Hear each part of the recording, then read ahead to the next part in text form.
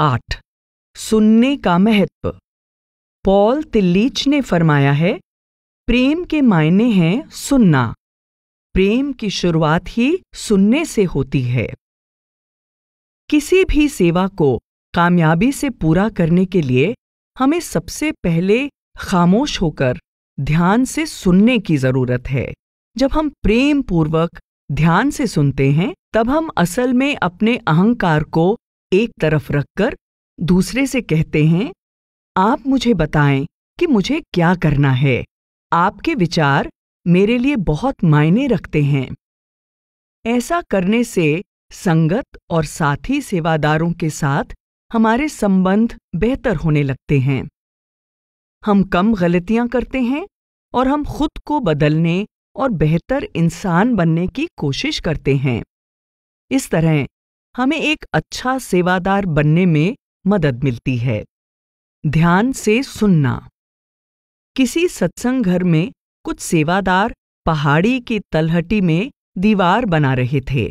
उनका काम लगभग खत्म होने वाला था कि एक नया सेवादार आया जो उनकी मदद करने के लिए बहुत उत्सुक था। नए सेवादार को पहाड़ी की चोटी पर जाकर ठेले में कंक्रीट के 3 ब्लॉक रखकर नीचे लाने के लिए कहा गया। कुछ ही देर में अचानक एक चीख सुनाई दी। नया सेवादार उस ठेले को संभालने की कोशिश कर रहा था जो तेजी से पहाड़ी से नीचे की ओर लुढ़क रहा था, जिसमें 3 नहीं बल्कि बहुत से ब्लॉक रखे हुए थे। गुरुत्वाकर्षण शक्ति के कारण ठेले पर रखा हुआ सामान धड़ाम से नीचे गिर गया। यह नजारा देखकर सब हंसने लगे। जब हंसी का दौर रुका तो सबको इस घटना से यह सबक मिला कि दूसरे की बात को सुनना और उस पर अमल करना बहुत जरूरी है, और यह भी कि हमें अपने काम को उसी तरह करना चाहिए जैसा हमें करने के लिए कहा गया हो। जब हमें कोई हिदायत दी जाती है तो उसके पीछे कोई ना कोई तर्क होता है। हम या तो चुपचाप हिदायतों का पालन करें या फिर हम ऐसा करने की वजह पूछ सकते हैं, इससे पहले कि हम उस काम में मनमानी से सुधार लाने की कोशिश करें। जब हम दूसरे की बात को ध्यान से नहीं सुनते तो काम में गलतियां होती हैं। गलतियां करना अलग बात है, क्योंकि हम सभी गलतियां करते हैं, लेकिन हम दूसरों की बात कितने ध्यान से सुनते हैं, हम सेवा कितने बेहतर तरीके से करते हैं और साथी सेवादारों के साथ हमारा बर्ताव कैसा है, यह सब बातें एक दूसरे से जुड़ी हुई हैं।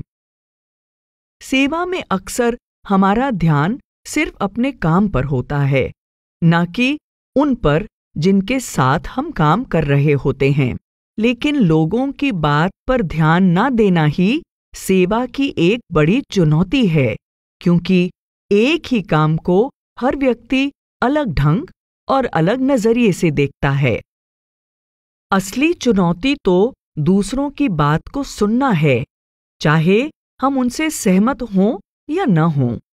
यह जरूरी है कि हम दूसरों के नजरिए को समझें और बिना भावुक हुए उन्हें अपनी बात स्पष्ट रूप से समझाएं। तभी हम एक दूसरे से सहमत होकर आगे बढ़ने का रास्ता ढूंढ सकते हैं। इस तरह एक दूसरे की बात सुनने से आपसी संबंध मजबूत होते हैं और सेवा में एक अच्छा और तालमेल के साथ काम करने का वातावरण बनता है। अगर हम दूसरों की बात सुनने का यह पहला कदम ही नहीं उठाते, तो आपस में सलाह मशवरे का सिलसिला ही खत्म हो जाता है और आपसी मतभेद पैदा हो जाते हैं। स्टीफन कोवे ने फरमाया है, ज्यादातर लोग समझने के इरादे से नहीं सुनते, वे तो बस बात का जवाब देने के इरादे से सुनते हैं। दूसरों की बात पर ध्यान न देना या उन्हें बीच में ही टोक देना यह दर्शाता है कि हमारा मन हर वक्त अपना अधिकार जमाना चाहता है। हम दूसरों को यह दिखाना चाहते हैं कि हम कितना ज्यादा जानते हैं या वे कितना कम जानते हैं। लेकिन इसका नतीजा यह होता है कि हम दूसरों का दिल दुखा देते हैं और उनसे अपने संबंध बिगाड़ लेते हैं। साथ ही जिन लोगों को हम बीच में टोक देते हैं या जिनकी बात को अनसुना कर देते हैं या जिन्हें ऐसा महसूस होता है कि अपने साथियों के सामने उन्हें नीचा दिखाया गया है, वे निराश हो जाते हैं और सुझाव देना बंद कर देते हैं। इस तरह हमें उनके अनमोल विचार और सुझाव मिल ही नहीं पाते। जे कृष्णमूर्ति ने फरमाया है, जब आप किसी की बात को पूरी तरह ध्यान से सुनते हैं तो आप न केवल उनके द्वारा कहे गए लफ्जों को सुनते हैं, बल्कि उन लफ्जों में जाहिर जज्बात को पूरी तरह महसूस करते हैं, ना कि आधे अधूरे तौर से। कई बार ऐसा भी होता है कि हम अपनी सेवा करने के लिए इतने उत्सुक होते हैं कि हम पहले ही सोच लेते हैं कि क्या करना है और हिदायत देने वाले की बात सुनना ही बंद कर देते हैं, जबकि उसने अपनी बात अभी खत्म नहीं की होती। हम उसे बोलते हुए तो सुनते हैं, लेकिन ध्यान नहीं देते। इस तरह जल्दबाजी में आधी अधूरी बात सुनने से गलतियां होती हैं। एक बौद्ध भिक्षु ने बताया कि जब वह युवा विद्यार्थी था तो एक बार उसके गुरु ने बात करने के लिए उसे बुलाया। जब उनकी बात खत्म हो गई तो वह कमरे से बाहर आ गया, लेकिन बाहर निकलने और दूसरा काम करने की जल्दी में उसने दरवाजे को आधा खुला छोड़ दिया। गुरु ने उसे आवाज देकर बुलाया और कहा, तुमने दरवाजा बंद क्यों नहीं किया? मैंने तुम्हें जाते समय दरवाजा बंद करने को कहा था। तब अचानक उसे एहसास हुआ कि उसे कहीं और जाने तथा कुछ और काम करने के लिए इतनी जल्दबाजी थी कि वह वहां पूरी तरह से मौजूद ही नहीं था। उसके गुरु उससे बात कर रहे थे, लेकिन उसने उनकी पूरी बात सुनी ही नहीं। कई लोग दरवाजा खुला छोड़कर जाने को एक मामूली बात मान सकते हैं, लेकिन सबक सीखने के लिए उसके लिए इतना ही बहुत था। इसके बाद उसने सजग रहने, ध्यान से बात सुनने और हर पल मन से हाजिर रहने की आदत डाली। अब वह खुद गुरु है। हम सभी को ध्यान से सुनने की आदत डालनी चाहिए। सुनते वक्त हमें उबाऊपन या बेसब्री की ओर ध्यान नहीं देना चाहिए। उस वक्त हमें अपनी इच्छाओं और चिंताओं से ध्यान हटा लेना चाहिए। भले ही हम बोलने वाले की बात से सहमत न हों, फिर भी हमें उसकी बात सब्र से और दिलचस्पी से सुननी चाहिए। किसी इंसान के प्रति अपना मान आदर दिखाने का सबसे अच्छा तरीका है उसकी बात को पूरे ध्यान से सुनना। थॉमस दुबे ने फरमाया है, विनम्र इंसान अपने भाई बहनों की बात ध्यान से सुनते हैं, क्योंकि वे समझते हैं कि उन्हें कुछ सीखना है। वे अपने आप को सुधारने के लिए खुले दिल से तैयार रहते हैं और इस तरह वे और ज्यादा समझदार हो जाते हैं। अगर हम इंचार्ज हैं तो यह हमारी जिम्मेदारी है कि हम दूसरों की बात को ध्यान से सुनें। जो सेवादार सेवा में लगे होते हैं, उनके पास हमेशा उस काम को बेहतर ढंग से करने के सुझाव होते हैं। अगर हम उनकी बात मान आदर के साथ और खुले मन से सुनते हैं, हालांकि सारे सुझावों को मानना मुमकिन न भी हो, फिर भी हम उस काम को और बेहतर ढंग से करने के नए तरीके सीखते हैं। यह जरूरी है कि सेवादारों को महसूस हो कि उनकी बात को सुना जा रहा है। महत्व इस बात का नहीं है कि हम उनसे सहमत हैं या नहीं। इतना ही काफी है कि हम उनकी बात ध्यान से सुने और उन्हें बताएं कि जो भी उन्होंने कहा है उसे हम समझ गए हैं। संगत की सेवा बेहतर ढंग से तभी हो सकती है जब सभी की बात सुनकर उनके सुझावों पर गौर किया जाए। इसी तरह सेवादारों को भी चाहिए कि जो हिदायतें दी जाती हैं उनको ध्यान से सुनें। केवल कहे गए लफ्जों को ही नहीं सुनें, बल्कि उनका मायने भी समझें, क्योंकि सुनने का मकसद ही यह है कि हम हिदायतों का पालन कर सकें। ध्यान से बात सुनने पर हम समझ पाएंगे कि क्या कहा जा रहा है। हम सवाल कर सकते हैं, बात को और स्पष्ट करने के लिए कह सकते हैं, क्योंकि हम चाहते हैं कि पहली बार में ही काम ठीक से हो जाए।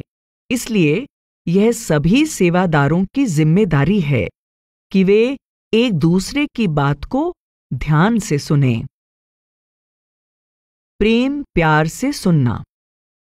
जब हम एक दूसरे की बात को प्रेम प्यार से सुनते हैं तो सेवादारों का आपस में और संगत के बीच आपसी तालमेल का माहौल बढ़ता है। प्रेम प्यार से बात सुनने के लिए दिल में हमदर्दी होनी जरूरी है। तभी हम अपने आप को दूसरे की जगह रखकर सोच सकते हैं और दूसरों की परख किए बिना उनकी बात सुन सकते हैं। भारत के एक बड़े सत्संग घर में बाबा जी के सत्संग के दौरान बुजुर्गों और शारीरिक रूप से असमर्थ लोगों के बैठने और उनकी देखभाल करने के लिए बनाए गए एनक्लोजर में कुछ सुधार करने का फैसला लिया गया। कोई भी सुधार करने से पहले सेवादारों ने पहले एक कॉल सेंटर बनाया ताकि वे जान सकें कि बुजुर्ग संगत की सेवा कैसे और बेहतर की जा सकती है। शारीरिक रूप से असमर्थ लोगों को फोन करने की सेवा युवा सेवादारों को दी गई, जिनमें से ज्यादातर सेवादार 25 साल से कम उम्र के थे। कुछ ही दिनों में 50 सेवादारों ने लगभग 5000 फोन किए। यह बात बुजुर्गों के मन को छू गई और वे बहुत खुश हुए कि किसी ने उनके बारे में सोचा और उनकी जरूरतों के बारे में उनसे बात की। वे फोन करने वाले नौजवान सेवादारों को बार बार आशीर्वाद देते। उनमें से कुछ तो फोन पर ही रो पड़े, क्योंकि वे कई सालों से सद्गुरु का दर्शन नहीं कर पाए थे। वे दूसरों के मोहताज थे, जो उन्हें सत्संग में या तो ला नहीं सकते थे या फिर लाना नहीं चाहते थे। एक महिला ने बताया कि उसकी 85 साल की बुजुर्ग माताजी दूसरी मंजिल की सीढ़ियों से नीचे नहीं उतर सकती थीं। उसने फोन करके पूछा कि क्या सेवादार उनको उठाकर नीचे ला सकते हैं और सत्संग में ले जाने में मदद कर सकते हैं। एक दंपत्ति ने बताया कि उनका 25 साल का जवान बेटा इतना बीमार है कि वह घर में ही लाइफ सपोर्ट सिस्टम पर है। उन्हें 24 घंटे उसकी देखभाल करनी पड़ती है, जिसकी वजह से वे कई सालों से सद्गुरु का दर्शन नहीं कर पाए हैं। एक और बुजुर्ग पति पत्नी तो फोन पर बुरी तरह से रोने लगे, क्योंकि सत्संग में जाने के लिए उनके पास न तो कोई जरिया था और न ही परिवार से कोई सहयोग। इस बात की खुशी से कि गुरु घर से फोन आया है, बुजुर्ग सत्संगी फोन करने वाले युवाओं को अपनी समस्याओं के बारे में बताने लगे। युवा सेवादार हाथ में फोन लिए उनकी बातों को लिखते जाते। उन बुजुर्गों के अकेलेपन और पीड़ा को जानकर तथा सद्गुरु के दर्शन के लिए उनकी तड़प सुनकर उनकी आंखों से आंसू बहने लगते। इस तरह बड़े पैमाने पर ध्यान से लोगों की बातें सुनने का नतीजा यह हुआ कि व्यवस्था में कई सुधार किए गए। सबसे पहले तो इस बात पर ध्यान दिया गया कि ऐसे कौन से लोग हैं जिनको इस खास जगह पर बिठाया जाए। शारीरिक रूप से असमर्थ संगत को कार पार्किंग से सत्संग पंडाल तक लाने के प्रबंध में सुधार किया गया। व्हीलचेयर सेवा को और बेहतर किया गया। वहां बैठने की व्यवस्था को बदला गया, खास ढंग के शौचालय बनाए गए और बुजुर्गों के लिए अलग से कैंटीन बनाई गई, जहां उन्हें उनके हिसाब से सही खाना मिल सके। साथ ही कुछ ऐसे सत्संगी भाई बहनों के लिए एम्बुलेंस सेवा शुरू की गई जो गंभीर रूप से बीमार थे या लाइफ सपोर्ट सिस्टम पर थे, ताकि उन्हें भी सद्गुरु के दर्शन हो सकें। यह है प्रेम प्यार से सुनने की ताकत का कमाल। सुनने का मार्ग।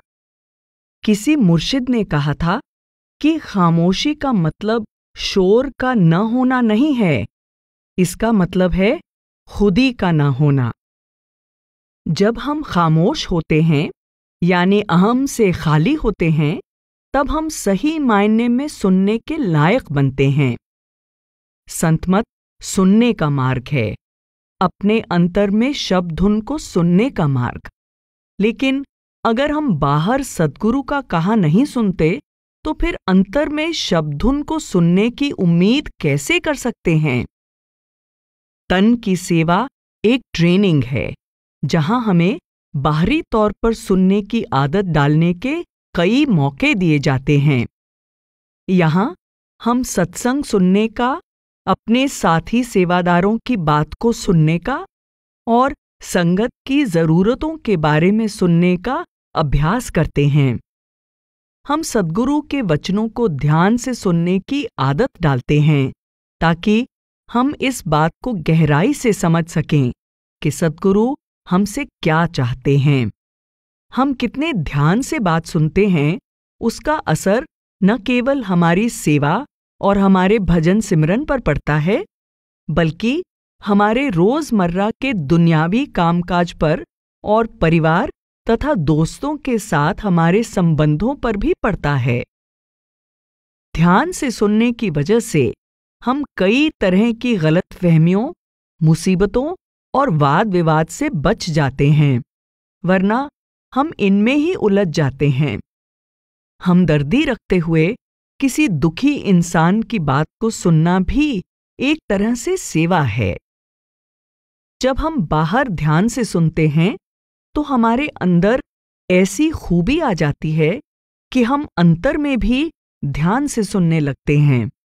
जब हम प्रेम प्यार से सुनने का अभ्यास करते हैं, तब हम खुद को शब्द धुन से यानी अपने अंदर उस ताकत से जो निर्मल प्रेम का रूप है, जुड़ने के लिए तैयार करते हैं। गुरु नानक देव जी ने फरमाया है, सुनिए अंधे पावे राह, सुनिए हाथ होवे असगाह। सुनने से अंधे को भी राह का पता चल जाता है, यानी अज्ञानी को भी ज्ञान हासिल हो जाता है। सुनने से अथाह समंदर का भेद भी पता चल जाता है।